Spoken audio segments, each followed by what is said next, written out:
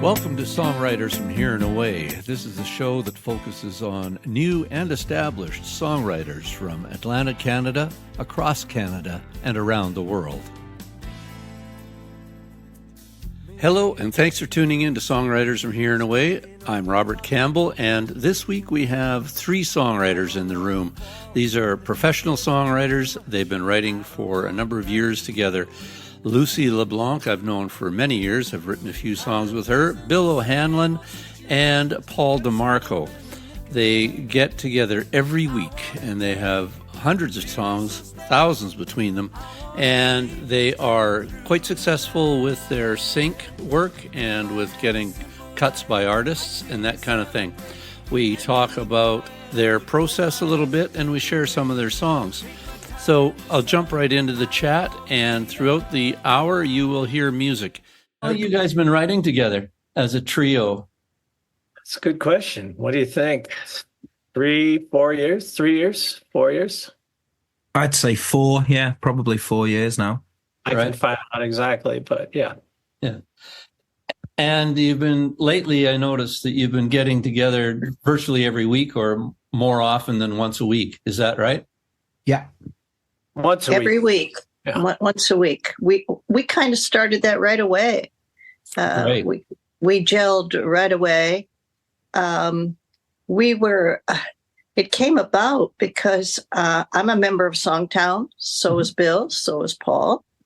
And Songtown's run by Marty Dodson and Clay Mills. Mm-hmm. And Clay Mills sent an email to Paul and I, and saying that he thought perhaps we would be good writing together, and introduced us to each other. Right.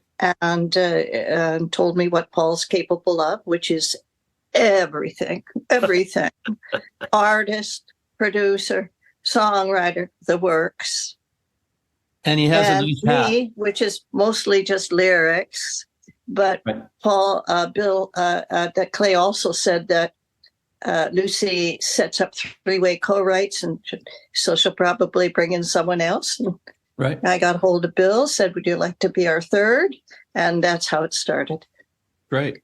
So it's not everybody that can write together. So you guys have gelled. I've had co-writes with 1 and 2, 3 other people where it just hasn't worked. And that writing combination has never happened again because of that. What do you think makes the difference for you guys being together for this long? How does it fit? How does that work? It's a little like dating. It's a little like getting married or a relationship. It's hard to say. There's just a chemistry. I did look it up because you asked. Our first song we wrote in August of 2019, it was called Designs on You. That song turned out so well. That was our first hit. And Lucy actually submitted it to a songwriter competition in Texas. And that song won. I think, Lucy, you can tell that better than I.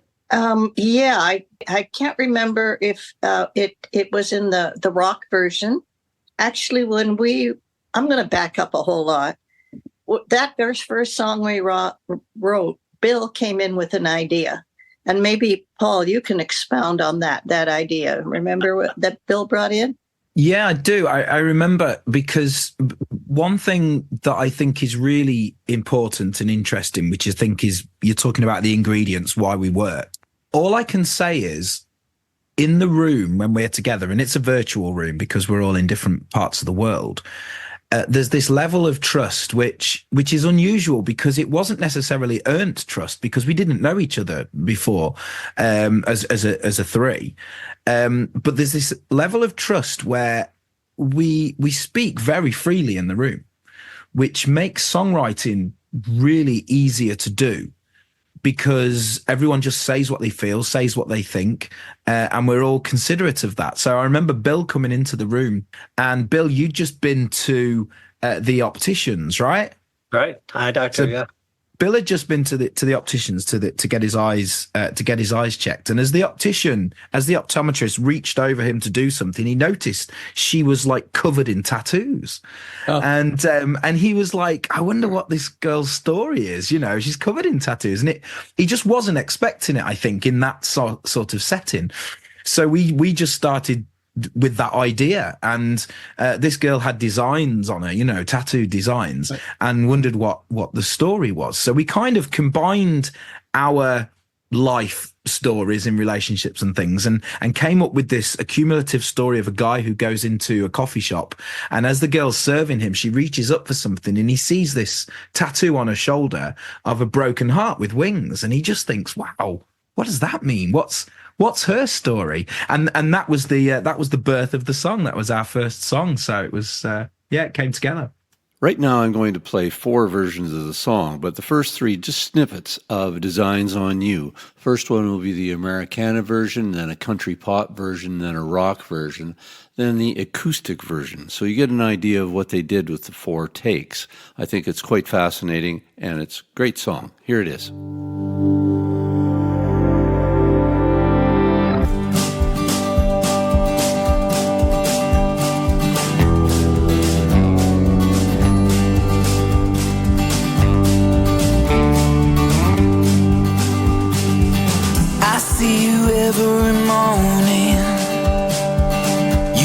Your usual smile, you know the latte I want before I utter a word. Damn, I've always loved your style. When you go to ring up my order, your t-shirt falls just off your shoulder, and I see that tattoo, a different side of you, a broken heart with angel wings. You got designs on you. I wanna see some more. I've got designs on you too. You're making this broken heart sore. Who knew that love could start with a torn tattoo? Got designs on you.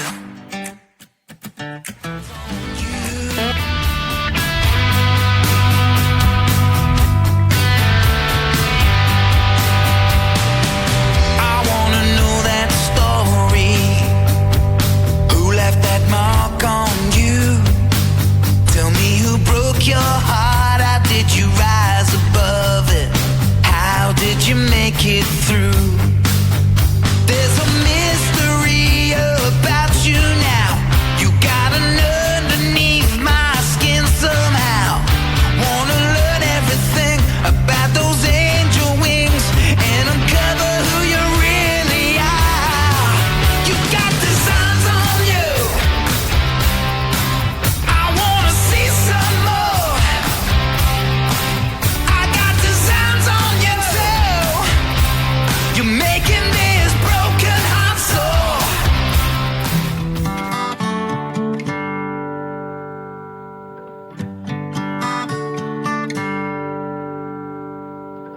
I see you every morning. You flash your usual smile. You know the latte I want before I utter a word. Damn, I've always loved your style. When you go to ring on my order, your t-shirt falls just off your shoulder, and I see that tattoo, a different side of you, a broken heart with angel wings.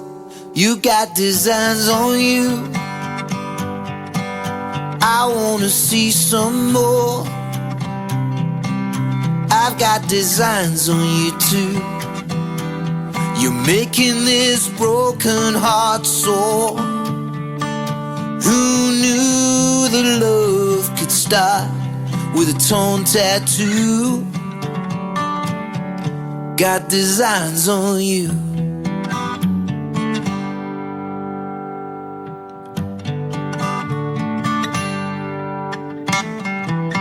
I wanna know that story. Who left that mark on you? Tell me who broke your heart. How did you rise above it? How did you make it through? There's a mystery about you now. You've got an underneath my skin somehow. I wanna learn everything about those angel wings and uncover who you really are. You've got designs on you. I wanna see some more. I've got designs on you too. You're making this broken heart sore. You got designs on you. Oh, I wanna see some more. I've got designs on you too. You're making this broken heart sore. Who knew that love could start with a torn tattoo? Got designs on you. Designs on you. Designs on you. You got designs on you. Years ago, when I started co-writing, I took a co-writing class through Songtown. They said, figure out what your strengths are. And I had written songs on my own before. So I did lyrics and I did melody. And, so I thought, what are I do it all. I play an instrument. I play a couple of instruments. But as time went on and as I wrote with more and more people, it emerged that usually my strengths are 2, maybe 3. One is I usually bring an idea.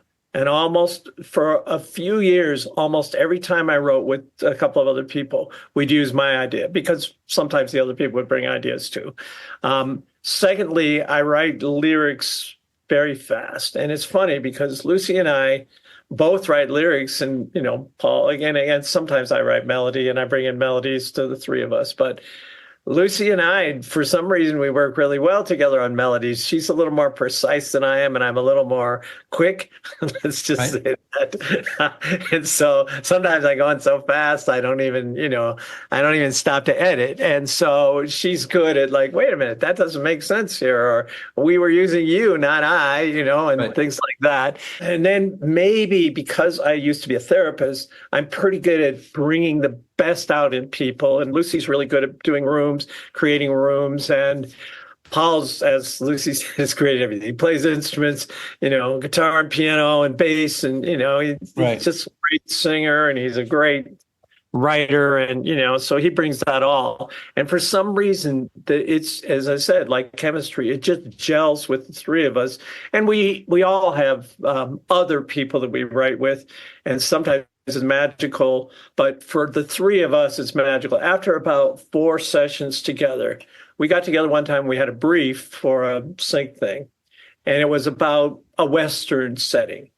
And Paul brought in a couple of ideas, I brought in a couple of ideas, and we wrote 5 songs in less than 3 hours. And 4 of those songs, I think, have been signed to the sync things. And so it was just you don't find that very often. So we started to make it a more regular thing. Well, I've seen some of the posts about how you guys have had some success with sync and with artists cutting tracks and whatnot. It's a tribute to the stick with itness concept.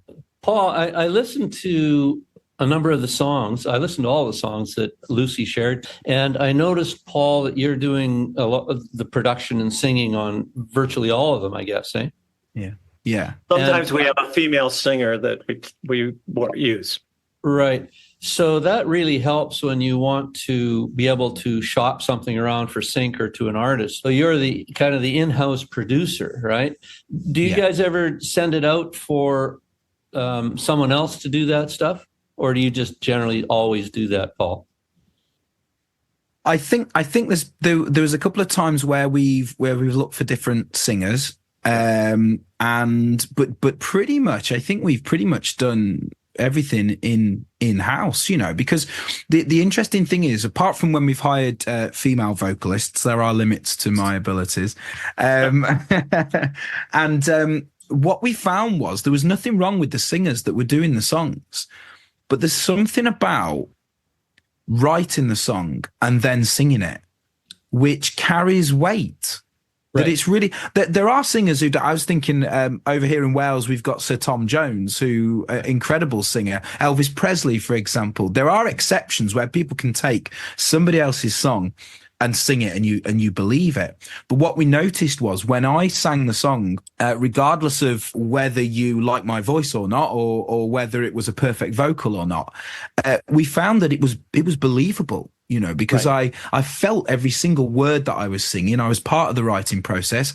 Often it's my story and Lucy and Bill embellish it. Sometimes it's their story and I embellish it. But there's little pieces of all of us in every song. Right. So I can really relate when the song gets performed. So it just made sense to just keep it in-house. Also, what helps with that is quite often we'll be pitching a song. We got a song called Best Damn Day of My Life, and we pitched that to a sync supervisor, and he said, love it, it's great, but the only problem is there are certain markets that wouldn't like the word damn. That's great. We'll play that song right now.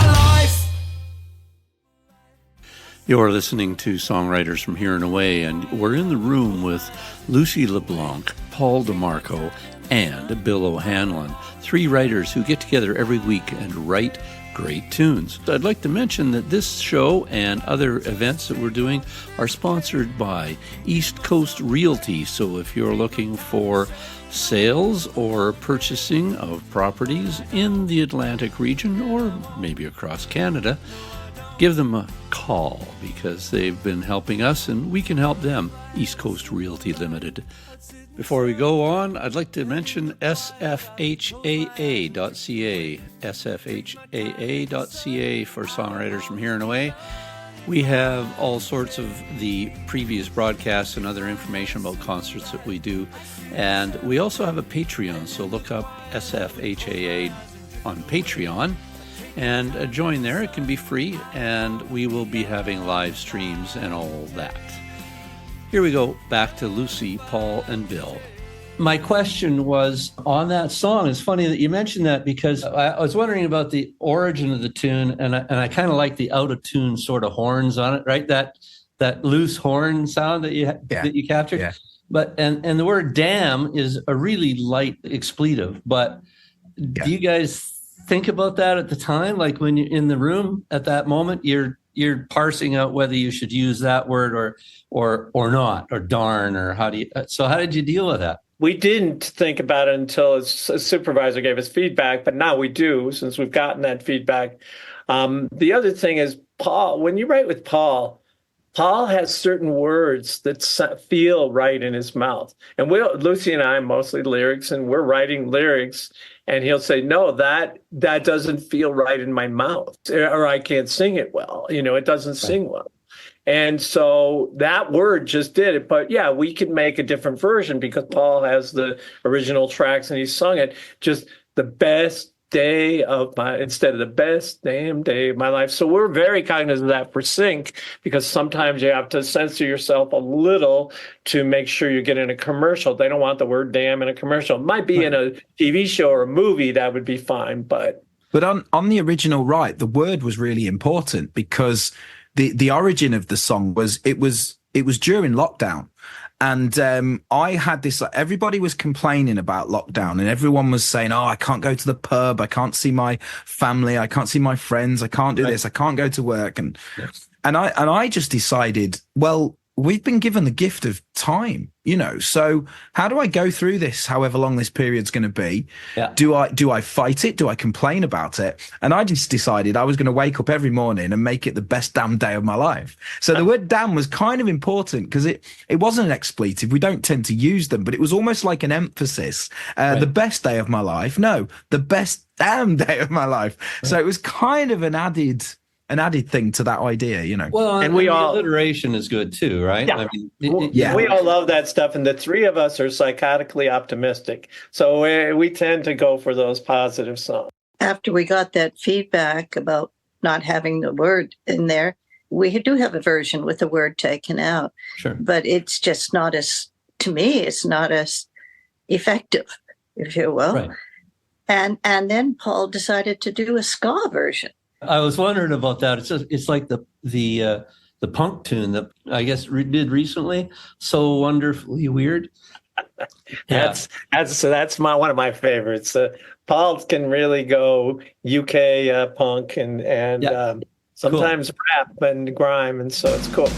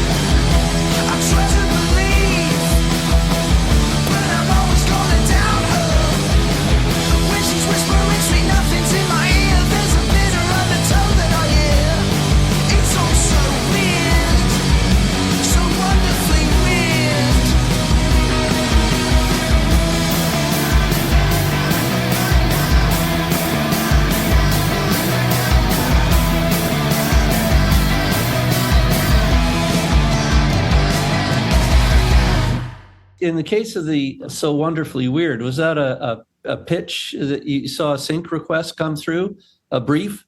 No, I don't think it was. It was eventually. It was almost quite often we'll write something before a brief arrives. Like, we don't know the brief is coming, Right. and then we write a song anyway. So we wrote that song. I had this idea. I've been listening to a band called The Hives, and I teach at a rock school, and I do lots of different songs with the kids. And we had this high energy punk thing, and I thought, wouldn't it be cool to have a high energy punk song? And so we write that, and then I think the following week I was in Liverpool away for the weekend, and this brief arrived, and I was like out the studio, and I'd messaged Bill and Lucy and said, this brief's come out, Wonderfully Weird's perfect for it, can you deal with it? So it was almost as if we have this theory that when that songs arrive, and that all you need to do is have your antenna up. You just got to be listening, Right. and when the song arrives, you got to capture it, Right. and then it'll have some purpose in some way, some place. Right, and right. In this particular case, literally a week later, the brief arrived. So sometimes the brief comes, we write the song. Sometimes we write the song and the brief comes. Well, the synchronicity of that is great. And so just to clarify, so for people who may not know the biz, a brief is when a advertising company or a record company or a artist or production house or whatever goes looking for a certain type of song.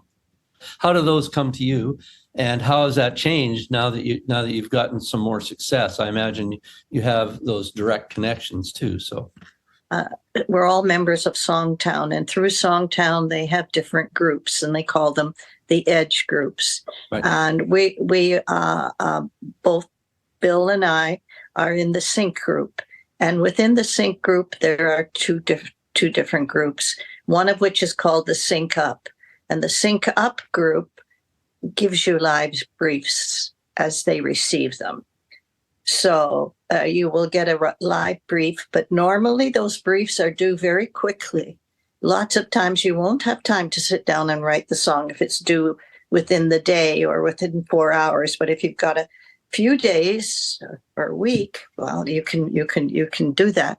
So that is one I've been in for a number of years. Another one, we got a brief, as Lucy says. Usually the timeline is very quick. It's 2 hours, 1 day, maybe 2 days, maybe a week. And we got a brief from Chantel Ogden, who's a sync agent.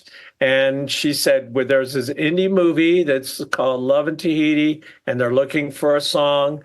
And we wrote a song, as our usual, on our usual weekly thing. Paul produced it overnight. And because he's in the UK, Lucy and I got it in the morning, and we could get it in by the next day when it was due. And that song was placed in the movie Love in Tahiti. And it was the first song in the movie. And it's called No Ceiling. I think you have it, actually.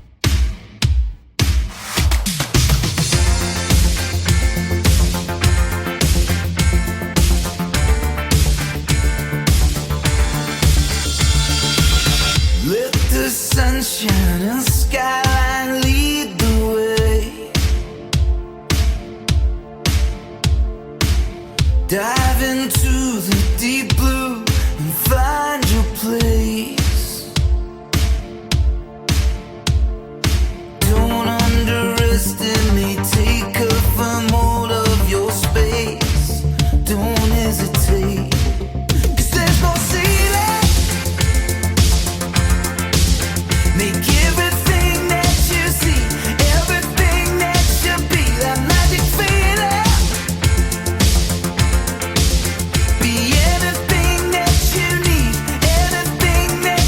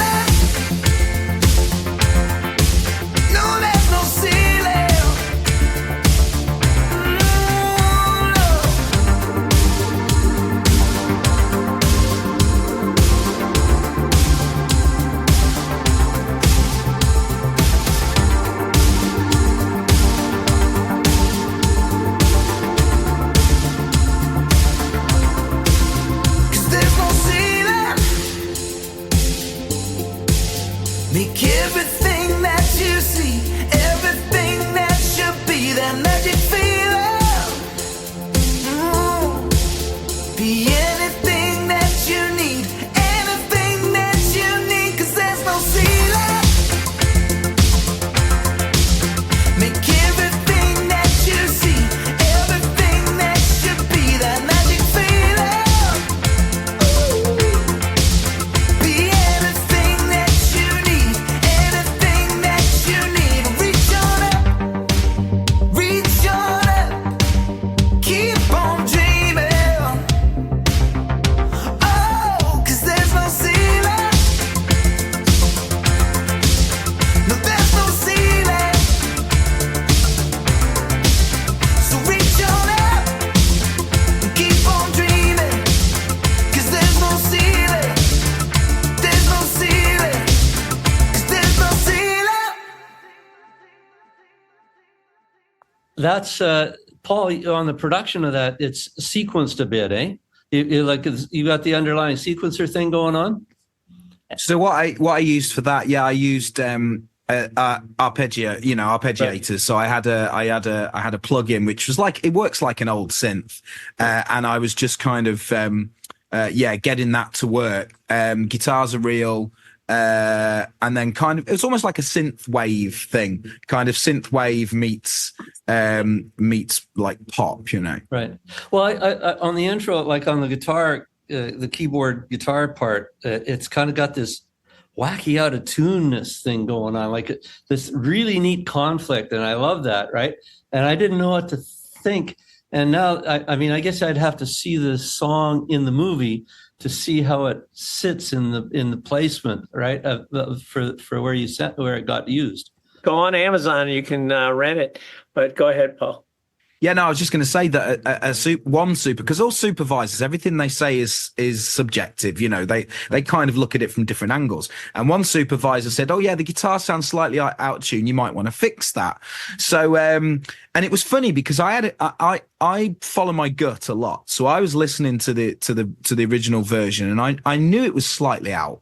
But I kind of liked it. It gave it this weird chorusy effect. So I left it. Anyway, supervisor gives some feedback. So I went, okay, fine, let's do that. So I went back and I played the guitars again, retuned it and everything. It was rubbish. It just didn't feel the same. I heard a really good story of Jimmy Page was in the studio with a producer, Jimmy Page from Led Zeppelin, and he was recording some guitar parts. And he decided to retire for the evening. He went upstairs to bed, and the producer just was tidying up the tracks, bringing things into line, and kind of there was a few sloppy timing bits. So he put them, lined everything up so it sounded better. Right. Jimmy Page came downstairs the next day and said, "Dude, throw up those tracks. I just want to have a listen to what was recorded last night." So he starts playing it, and Jimmy Page jumps out of his seat and screams, "Stop the tape! Stop the tape! What did you do?" And the guy was like, "What do you mean, what did I do?" He said, "It sounds wrong. What did you do?" He said, "I just lined things up and put things in order." And he said, "Well, put them back." Because the idea is that those imperfections are what we love about the songs that we love. Right. And that was a great example. Yeah. Out of tune guitars, it works. Yeah. AI will never be Paul with a slightly out of tune guitar. That's right. Fighting them all the way. That's one of the topics that I had, the whole concept of AI and how you see that impacting what you guys do or the industry in general, because it's a big train rolling down the track that no one really knows which switch is going to get pulled and where that train is going, right?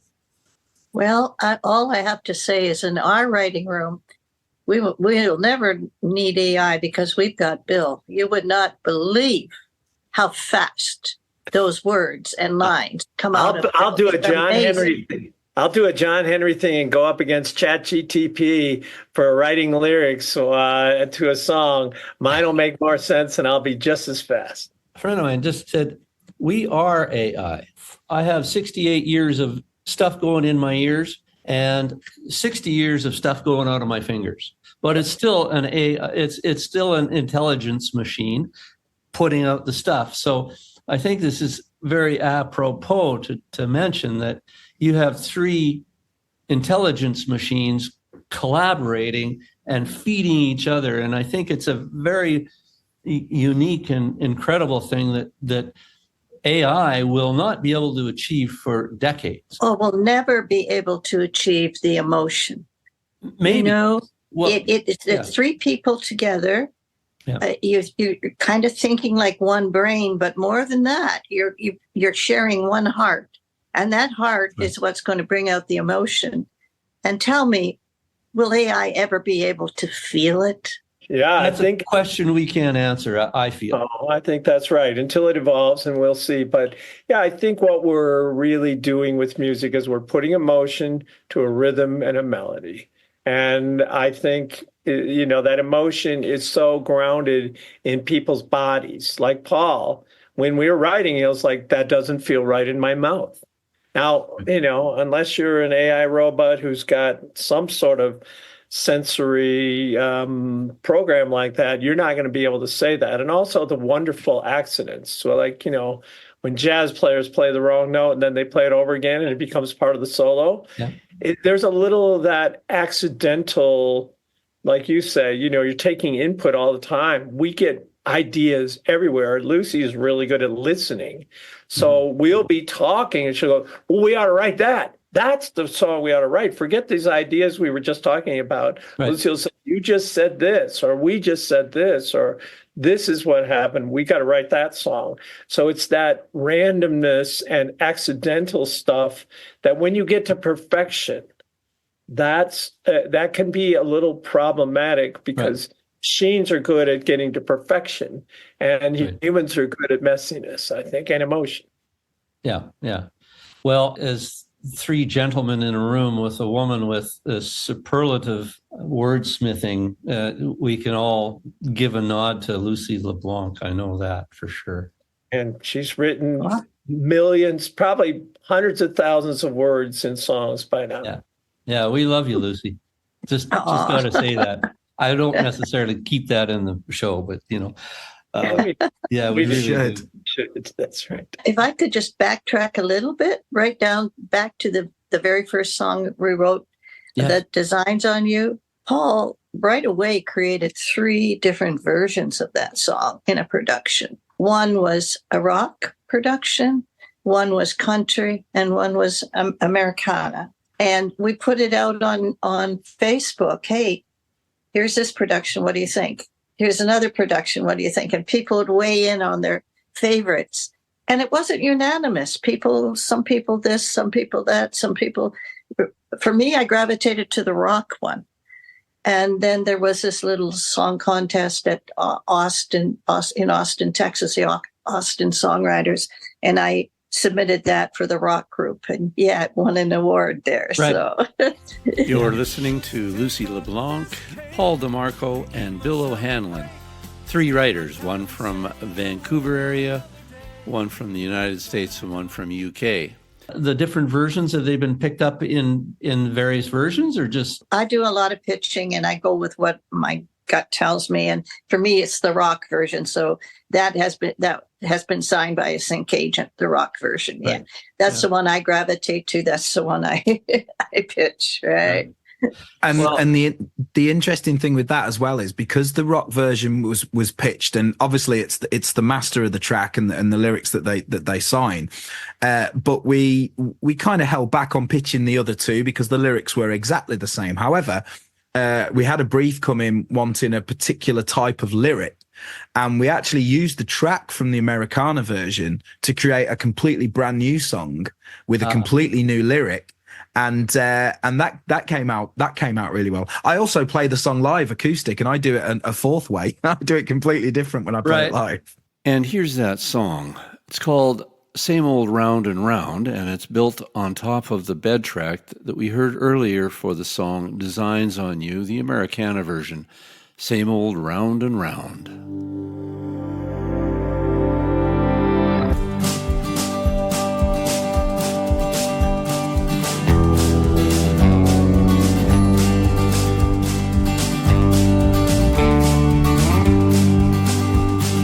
Just another day, alarm blows up at 5. Brew up black coffee, head out at sunrise. Drive to the warehouse and clock myself in. Another soul-sucking shift begins. The hours go by in an endless hum, unload and stack boxes until it's lunch. Rinse and repeat and wish for quitting time. Think I'm going out of my mind. Would you believe I used to have big dreams? Shake the dust off my feet and get out of this town. Who knows why it didn't happen for me? No, it's just the same old, round and round.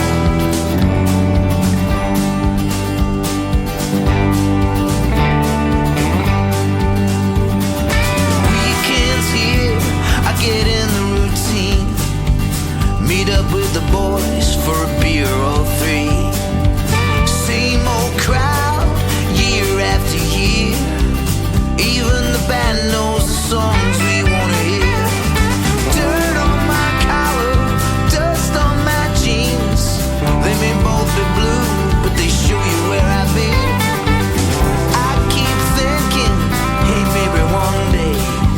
But then again, it's so hard to change. Would you believe I used to have big dreams? Shake the dust off my feet and get out of this town. Would you believe? Yeah, I used to have big dreams. Shake the dust off my feet and get out of this town. Who knows why it didn't happen for me? No, it's just the same old round and round.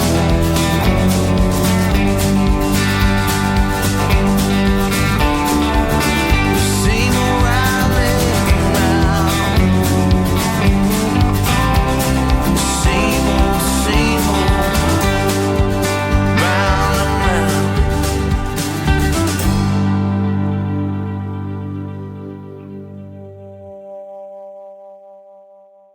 I think this kind of thing for songwriters, especially writing independently, a solo writer, not doing co-writes and not getting into the production end of stuff, it's very easy for us to navel gaze and not get outside our comfort zones of styles and production and ideas. And we all have our crutches that we rest on when we write, but I think it would be great to experience some of that variety to see that, yeah, you move outside the comfort zone, right? I had someone ask me, one of my songwriting partners asked me, because the music supervisor for TV and movies, commercials, was asking for clean rap songs. And he said, come on, you're the lyric guy. Will you write a rap song? I said, no, I will not write a rap song with you. I listened to a little of it, but not that much. And he twisted my arm and I ended up having a good time. And then I brought Lucy in for the next one. And we wrote a rap song with the same guy. And then Paul and Lucy and I have written some rap songs. It's kind of nice to be pulled out of your comfort zone, as you say, and out of your usual patterns to do something that really stretches you. And the nice part about, like I'll write one song a year by myself just to remind myself I can do it. But I love co-writing. And what I love about it is that it pulls me into new directions, that kind of synergy of 2 or 3 people writing a song. And the other thing is you got 3 people putting that song out in the world, because it's a lonely business, all right. And I say it takes a village to get a song out in the world. It takes a village to produce it. It takes a village to pitch it. It takes a village to write it and all that stuff. So I actually love this kind of team, that we have.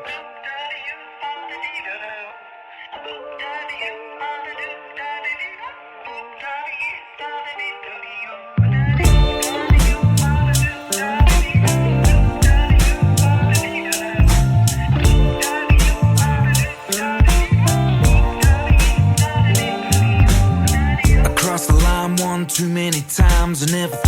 I could blind myself to the vibes, but now I'm drinking down a bucket of pride. Been high on life and I'm flying inside. Hey, hey, hey, what you say? Whoa, whoa, whoa, wanna tell you how it's gonna go.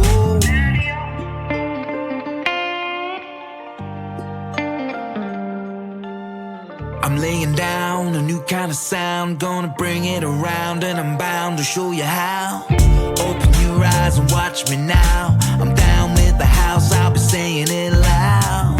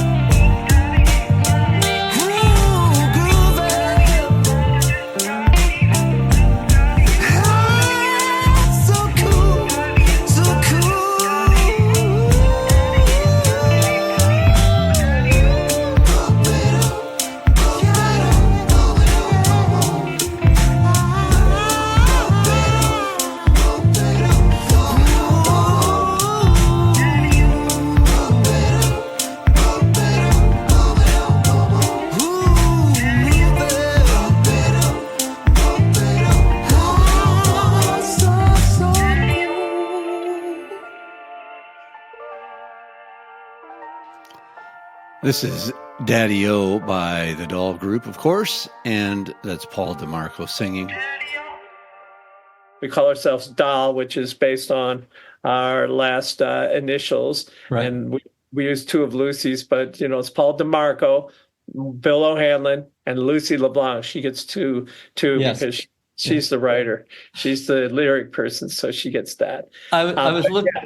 I was looking at the name and I realized that you have all three of you have syllable last name DeMarco, LeBlanc, you know, so O'Hanlon. O'Hanlon, yeah, it's all the of. It's all Right, the all of. three of it. And yeah. I thought, man, you couldn't have planned that better. I've not noticed that. I'm going to ask Paul a question, if you don't mind. Yeah. You mentioned when you're playing Designs on You live, you do a different version. What would you call that version that you're doing live? Well, it's at my acoustic gigs, and every single recording of the song that we've got is kind of more full production. And I think it's a really good test of a song, the fact that you can sit down with a guitar or a piano and play it, and it still works as a song. So I'll be honest with you, Lucy, I don't really know, because I think I play it slightly differently every time I play it. I pick up the guitar and I'm sometimes fast, sometimes slow. The chords don't really change, but it moves. So I just tell the story.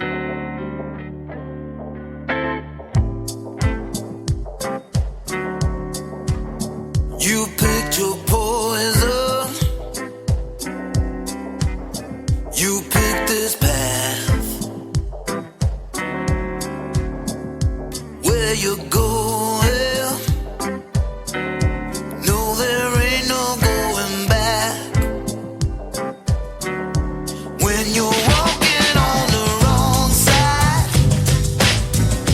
when you're breaking the law, you're not messing with the small time. You're gonna take the things you want.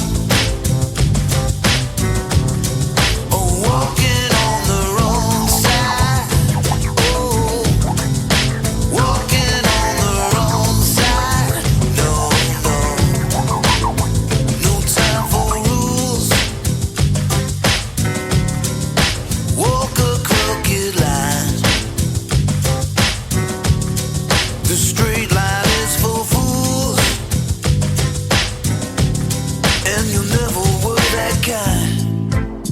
No, no. When you're walking on the wrong side, when you're breaking the law,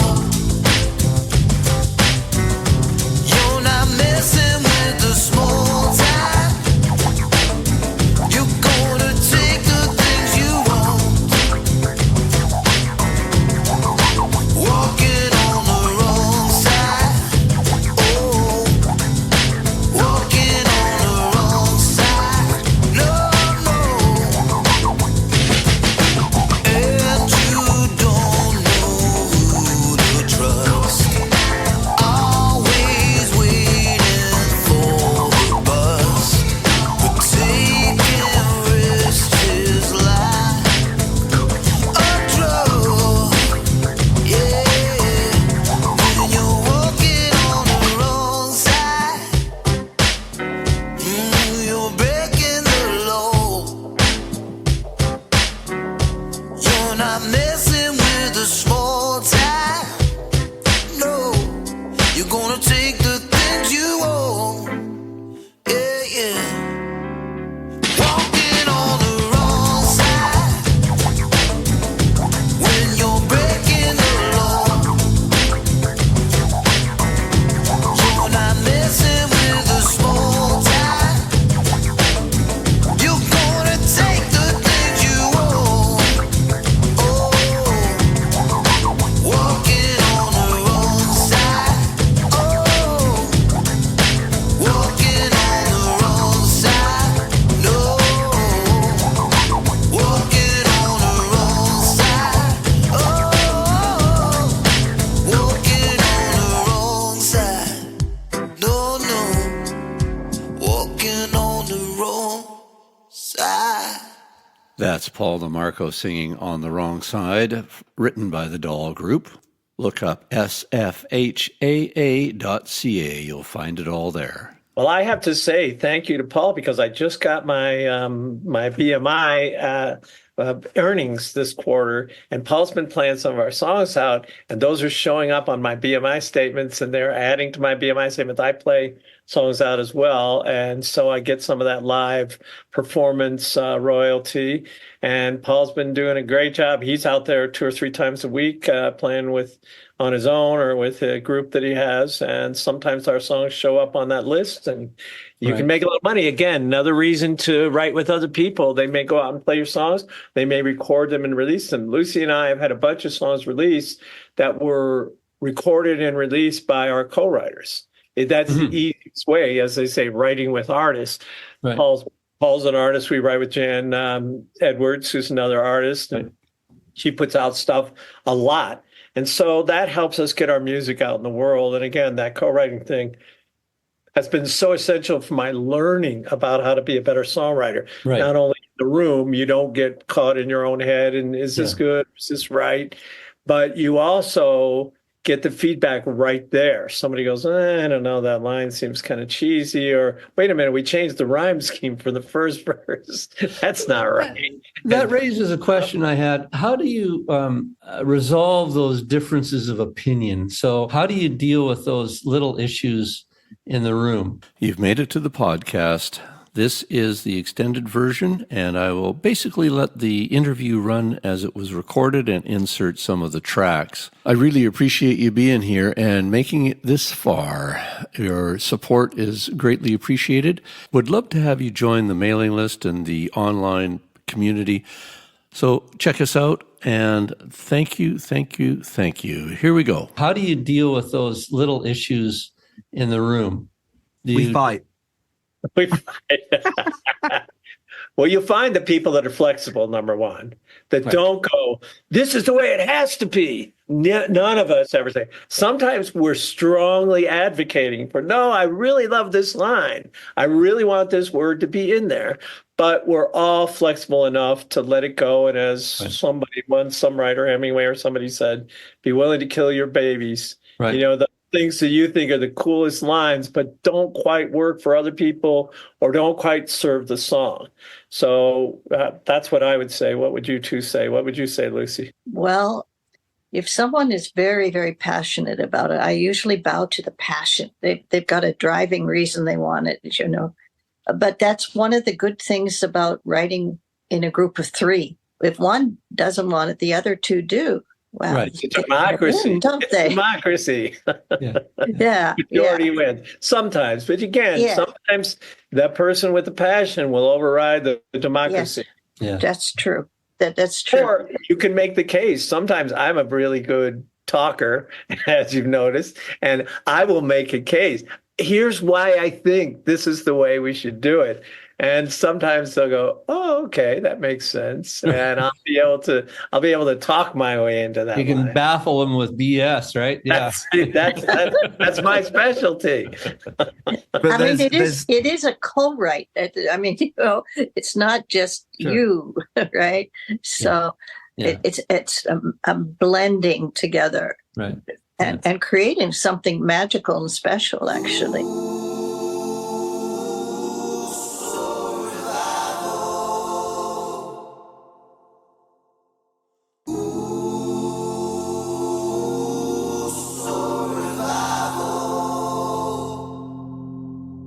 Won't you carry me across the water?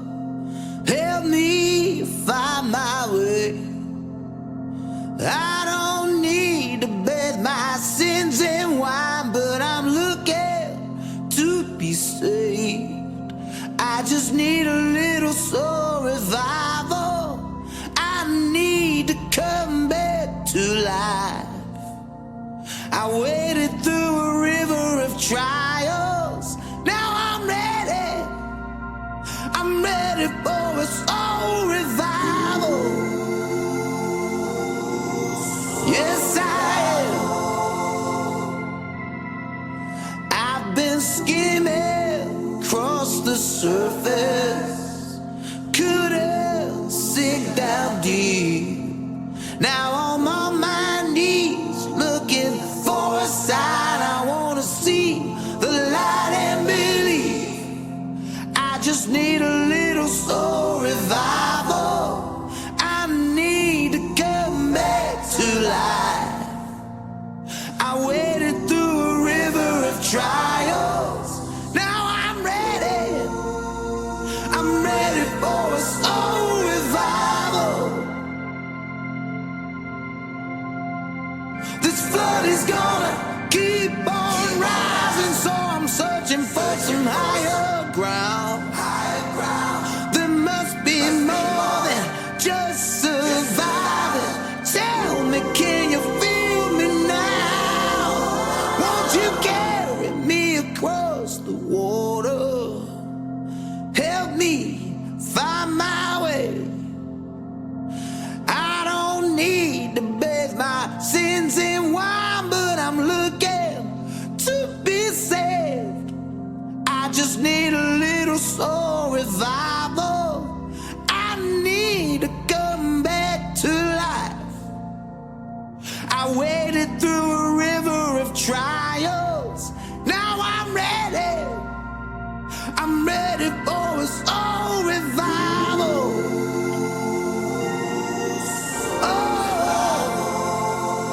I'm ready for a soul revival. Oh, yes, I am. I'm ready for a soul revival. Ooh. Said I'm ready for a soul revival. Oh, yeah. A soul revival. Ooh, yeah.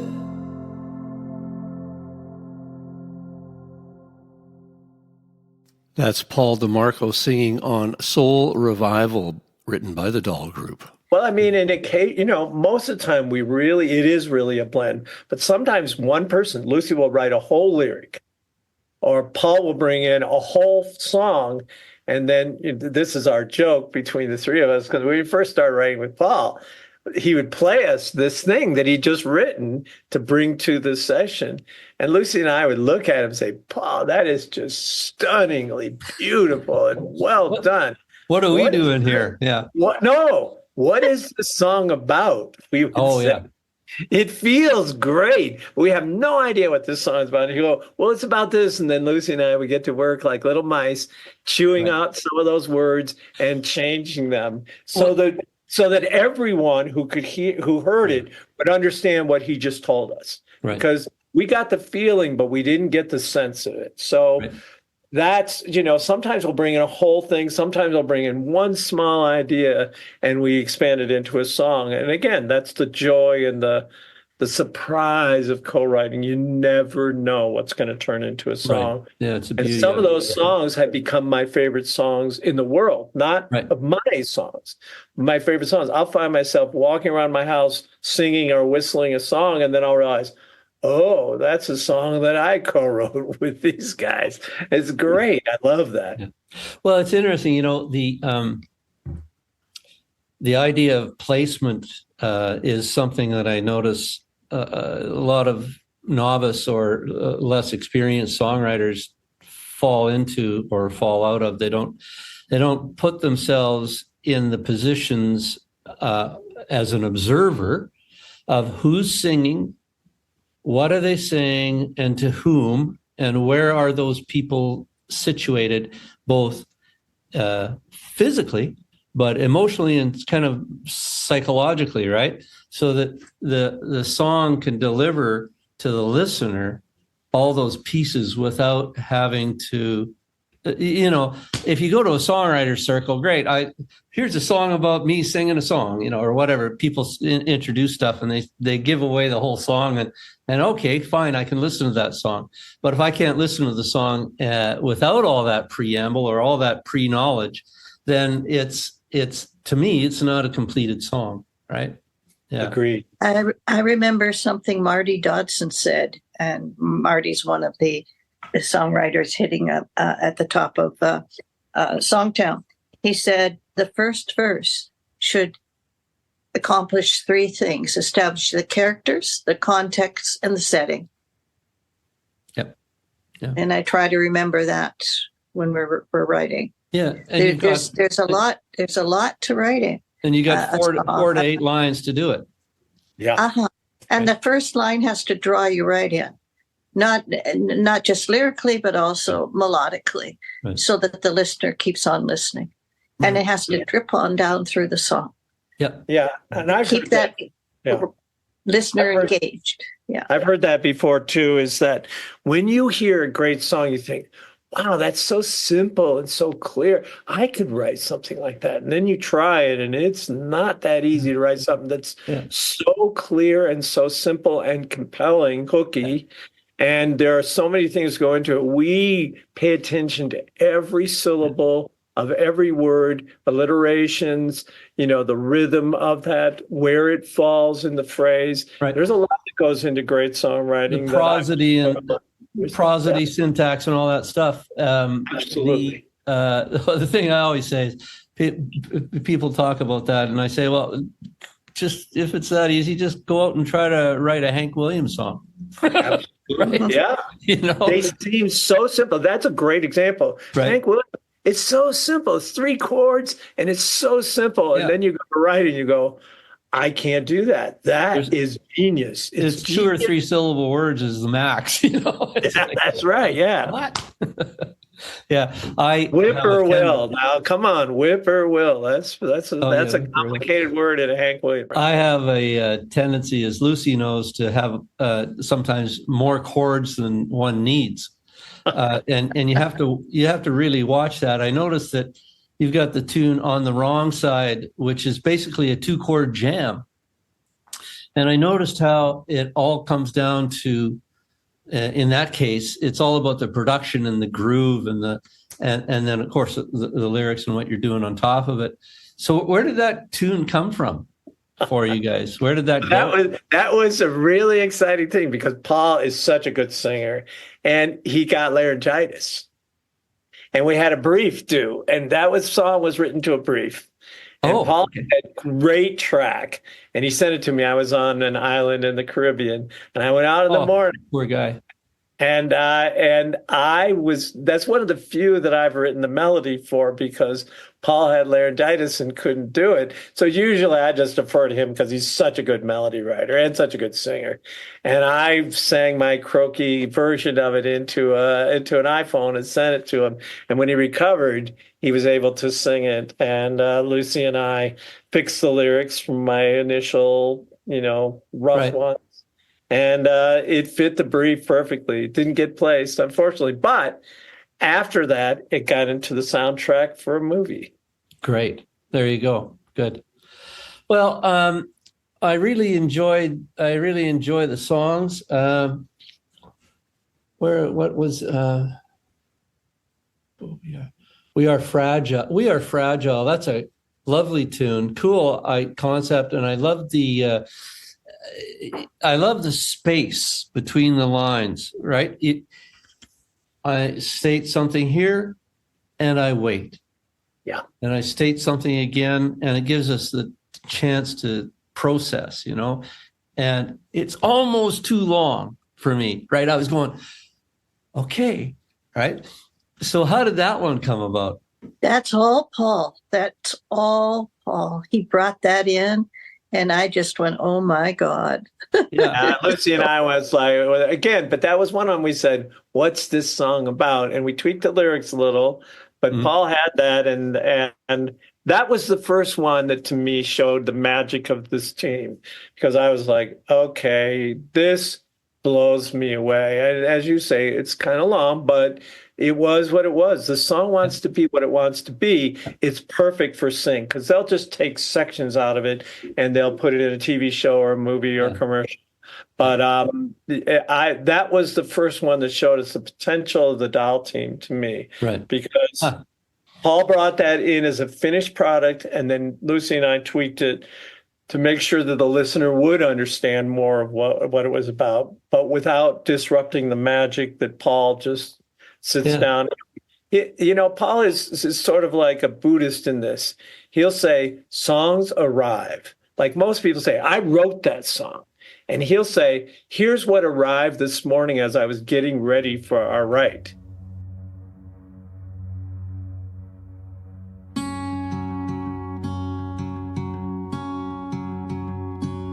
We are fragile, but we are free.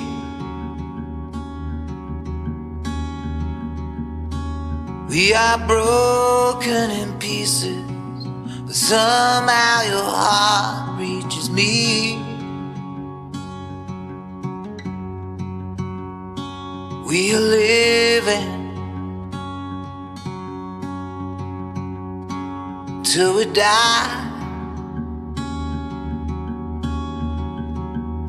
We make the most of every moment, knowing that the time is flying by. We are fragile, but we are free.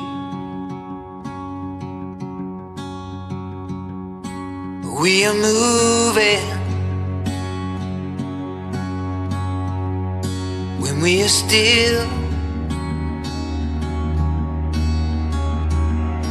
We are revolving around what spins around us, and always will.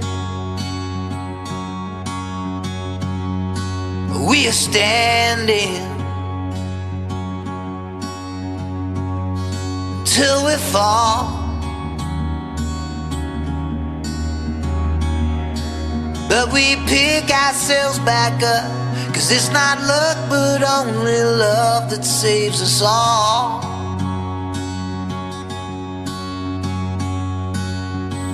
Hearts will break and life will take a turn. Islands form and wash away, but still we burn.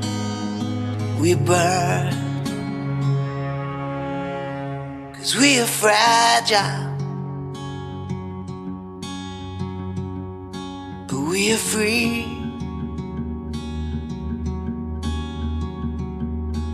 We are broken into pieces, but somehow your heart reaches me.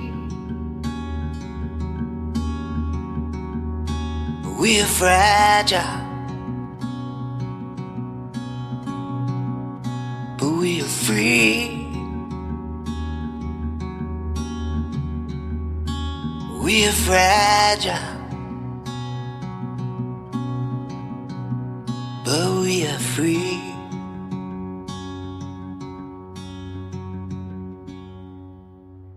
That's We Are Fragile, written by the Doll Group and performed again by Paul DeMarco. I really love that sense of you're obviously an active participant in it, but it comes through you and it comes to you, and it's influenced by everything you've heard before. Like you say, the 68 years of listening to music and being a human and all that stuff. Paul is really good at being a channel for whatever comes through him. And then of course, then you get into the editing and the craft of the thing, Right. Yeah. you know, when you record it and when you tweak it. And Paul, can I ask you, do you remember how that song arrived to you? We Are Fragile? Yeah, absolutely. For me, that song was a real turning point because during lockdown, for performing musicians, the world stopped, you know, and I was a window cleaner before, and then my fiance had convinced me that I shouldn't be. She convinced me that I should be a full-time musician. It's what I should be doing. And I have her to thank for that. But then lockdown happened and my gigs stopped. I was getting some production work because people were writing, which was good. But the gigging and the teaching was out the window. So there's a charity in the UK called Help Musicians, and they decided to try and help musicians to not have to go shelf stacking in the local supermarket. Right. Let's try and keep these musicians working. And they gave us a little bit of money just to keep us going as well. It wasn't a lot, but it was something. But they invited us to join songwriting retreats online. And I was invited to this retreat, to apply for this retreat, which was run by Chris Difford from the UK band Squeeze. Now, he's an amazing songwriter, and you know, I didn't fully understand what was going to happen, and I ended up on this Zoom session where Chris was there in the on the screen, and he was just putting us into writing teams, sending us off to go and write. And it was interesting that it had kind of triggered something in me, and it had got me writing again properly and feeling what I wrote. And I remember on the very last session, somebody asked Chris about the rules of songwriting. And I'd been writing with country writers, and it was all about the rules. It was like, you can't do that because you can't do that. You can't do that. So at the very end, Chris, he's in his little writing room where he writes, and somebody asked him about the rules, and he went, "Oh, hang on a second." And he turned around in his little writing room, and he got this little book, and he held it up to the camera, and he said, that's the book of songwriting rules." And everyone went, oh. He said, "Do you want to know what's in it?" And we went, "Yeah." He said, "I'm not going to tell you what in it. In fact," he said, and he tossed it over his shoulder into the back of the room. He said, "When I write, I've learned the rules, but when I write, I don't think about the rules. I just write." And I was like, wow. And then the very next morning, I woke up and I wrote We Are Fragile. I picked up my guitar and I thought, do you know what? I'm just going to write what I feel. And obviously the world was quite fragile, and yet there was hope. You know, everybody was pulling together and things were kind of strengthening around us. The world was like healing itself. It was very strange circumstances. I remember these videos of dolphins in Venice, you know, in the canals of Venice, and we noticed that there were no airplane lines in the sky. It was just clear sky, and the birds were alive. And so I wrote We Are Fragile, and I just sat down and I just wrote what I felt.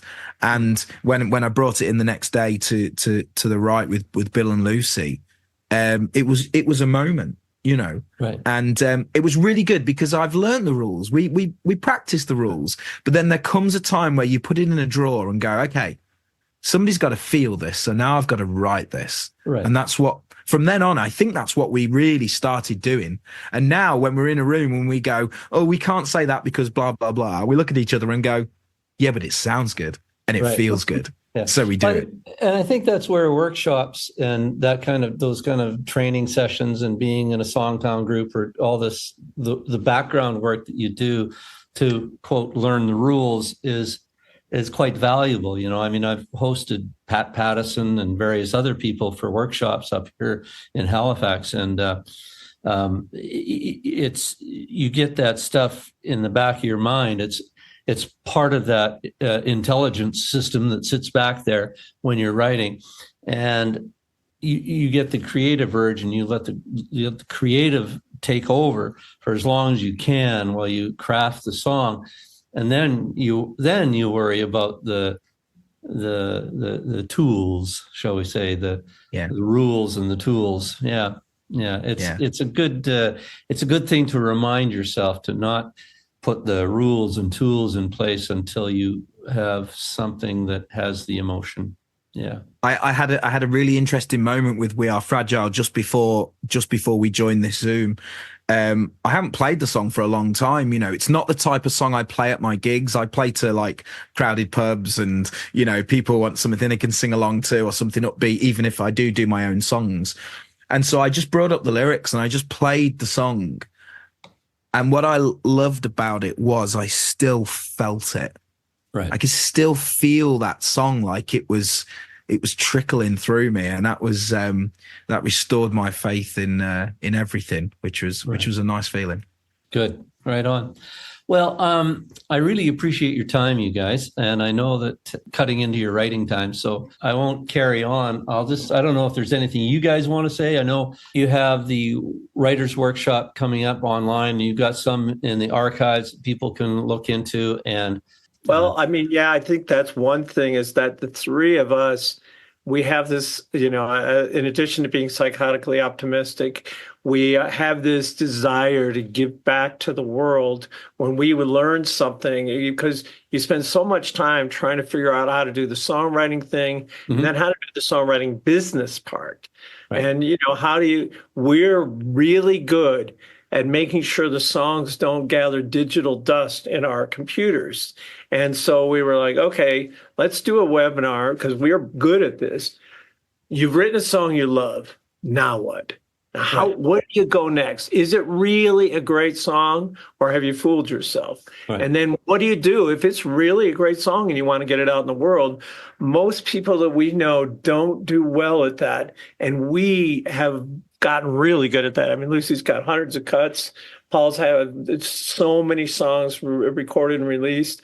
I've had, 120 something, and I started after these two. But it's important, if you love that song, to get it out in the world and not just have it sit on your computer, or your family and friends are the only ones who hear it, which is fine if that's your goal. But if you want to get your song out so it changes the world and moves the world and expresses that emotion, we want to help people figure that out. Great. That's our next. Great. Yeah. Well, I will forward as many people as I can into your bucket. Great. Cool. Thank you. Now, you've also got a couple of exclusive on that list as well, Robert, if you use them. Daddy-O and So Wonderfully Weird hasn't been released yet. All the other songs have been released, so they're unreleased. So Daddy-O, the only song with Lucy LeBlanc as an artist on it. Lucy is on that, singing. Oh, are you singing in the... Yeah. We'll tell you that quick story before we go, and that is, one time, as Lucy does, she'll send a whole lyric, but she doesn't usually send a melody thing. And she just sent this voice memo that she was walking around, and this occurred to her. And she just started saying, Daddy-O, Daddy-O, Daddy-O, Daddy-O. And she said, maybe there's something we could make something out of that. Right. Paul and I went wild, and we're like, yes. And so we wrote the song to it, and Paul put Lucy's thing, and she was like, no, I know you're going to do somebody else is going to sing that part, right? And Paul and I looked at each other, and we're like, no way are we going to let anyone else sing that? That is perfect. It's perfect. Yeah. And she's like, oh, I don't know. She wasn't comfortable. Now she's proud of it. She's happy with it, partly because she's played it for music supervisors, and they're like, wow, I love that. Oh, So cool. She got more So- confident. So I used the voice note because it made Right. it sound like a sample from like the 50s or 60s, Oh, like an that's old vinyl sample on Right. the voice note. And Right. so we've sampled Lucy. But we haven't put that on the world yet, so that's an exclusive. What's the Well- other one that's exclusive, Paul? So Thank Wonderfully Weird's the other exclusive. Wonderfully Weird. It hasn't been put out yet, so. And, with the beauty of technology these days, even if you're a little sharp or flat to the thing, Paul probably made a miracle out of it. You guys could be doing it in different key. It'd be great. I'd say I didn't have to tune Lucy at all. No, and is that right? he built the Fantastic. track around that. He built the whole thing around that. So Wow, that, that's great. that Well, was the song. I've heard her sing, You in the- have. Yeah, well, just Uh-oh. I've heard the voice that in the room, in the writing room. Occasionally she'll do a note or two, but Right. she's very reluctant most of I the know, time. but I know that she has a nice voice, right? So- Well, I think we'll make progress when she gets the piano out from under her bed and I hear her play piano. She said it's not going to happen, but I'm a psychotic optimist and I hold out hope.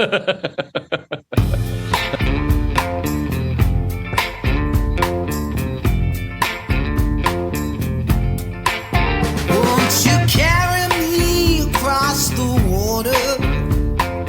Help me find my way. I don't need to bathe my sins in wine, but I'm looking to be saved. I just need a little soul revival. I need to come back to life. I waded through a river of trials. Now I'm ready for a soul revival. Oh, yeah. I'm ready. I've been skimming across the surface. I couldn't sink down deep. Now I'm on my knees looking for a sign. I want to see the light and believe. I just need a little soul revival. I need to come back to life. I waded through a river of trials. Now I'm ready for a soul revival. Ooh, yeah.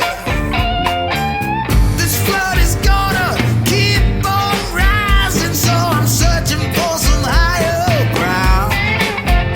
Well, there must be more than just surviving.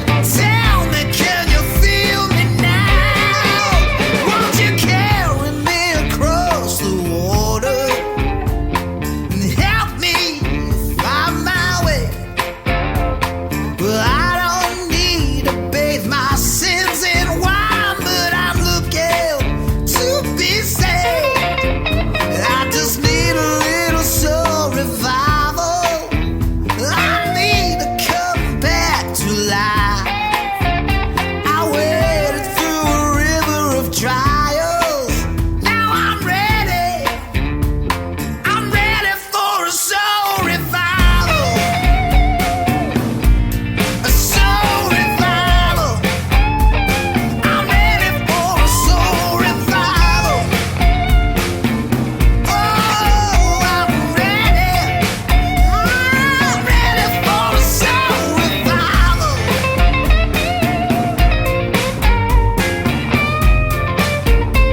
A soul revival. Said I'm ready. I'm ready for a soul revival.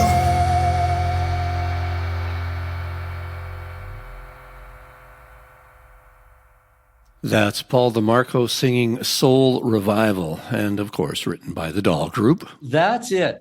We're good. I'm really appreciative of your time, and who knows, maybe we'll write someday.